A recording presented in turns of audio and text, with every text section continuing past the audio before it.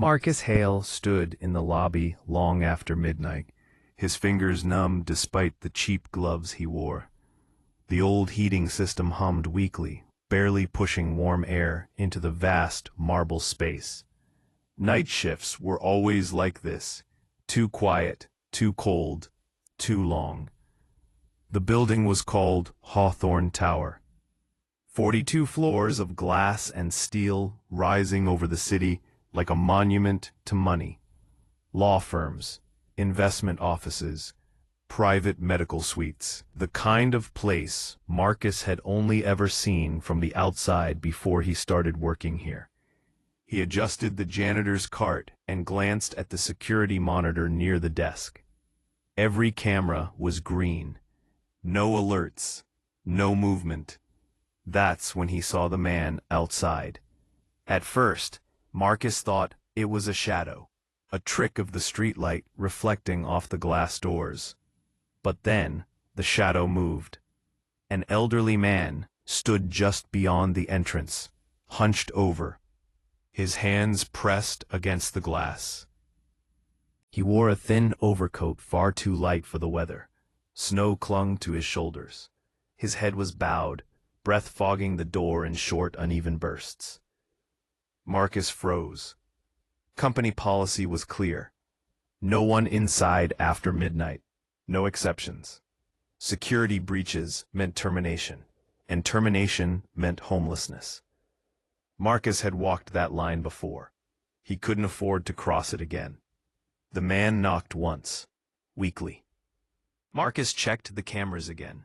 No one was watching. No guards on this floor. Just him. He hesitated. The man's knees buckled slightly. Marcus exhaled sharply. 5 minutes, he muttered to himself. Just 5. He unlocked the door.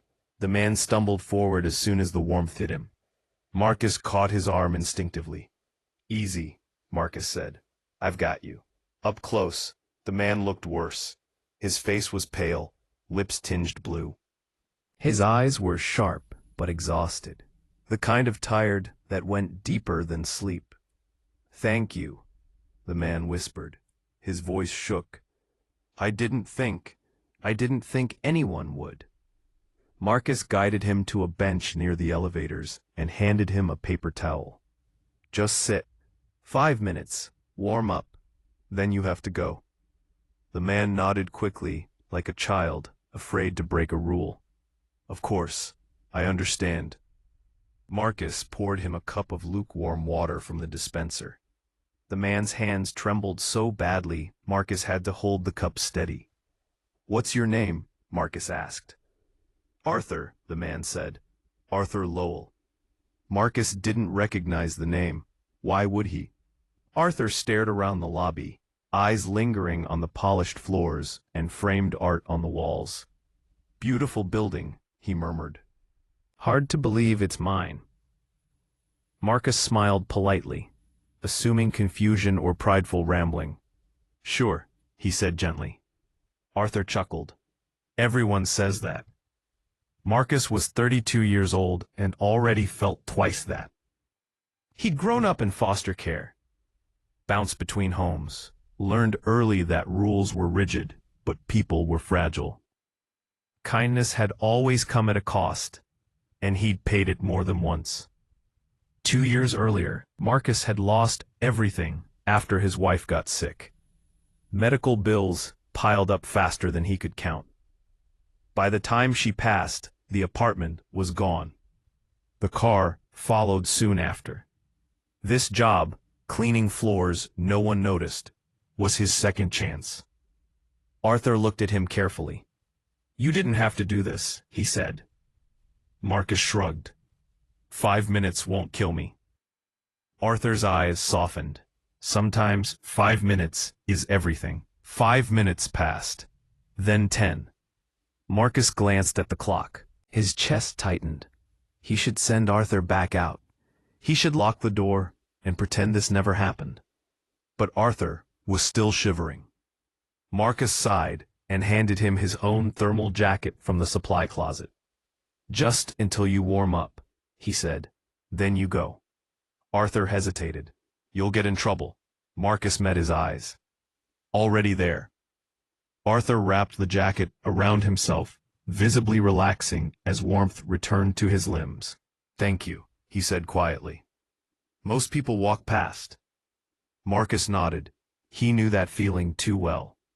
Arthur spoke in fragments. About buildings. About mistakes. About regret. "I built so much," Arthur said softly. "But I forgot people." Marcus leaned against the wall, listening as he wiped down fingerprints from the glass.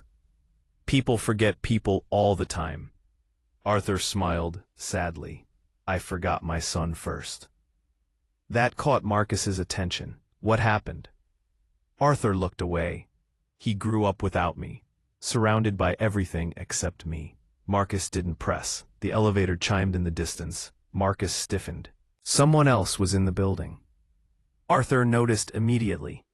"I should go," he said, standing too quickly and swaying. Marcus steadied him again. "Hold on." The elevator doors opened. A young man in a tailored coat stepped out.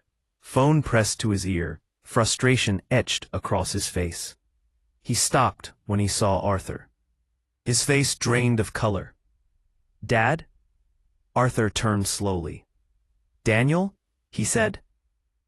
Disbelief flooding his voice. Marcus stepped back instinctively. Daniel Lowell crossed the lobby in seconds, grabbing Arthur by the shoulders. "Do you have any idea what you put us through?" he demanded. Then pulled Arthur into a tight embrace. Security alarms began to chirp softly as other systems activated. Marcus felt his stomach drop. Daniel looked at Marcus sharply. "Who are you?" Marcus swallowed. "Janitor. I let him in. 5 minutes." Daniel stared at him, unreadable. Arthur laughed weakly. "I told him this place was mine," he said. Daniel closed his eyes. Marcus's breath caught. "Wait, Hawthorne Tower?"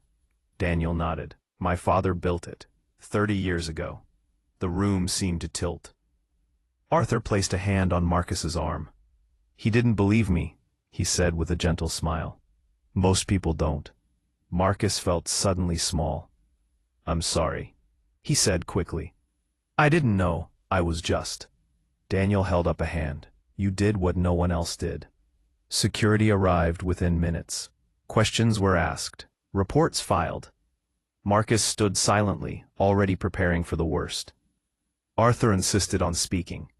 "This man saved my life," Arthur said firmly, "and reminded me of everything I lost."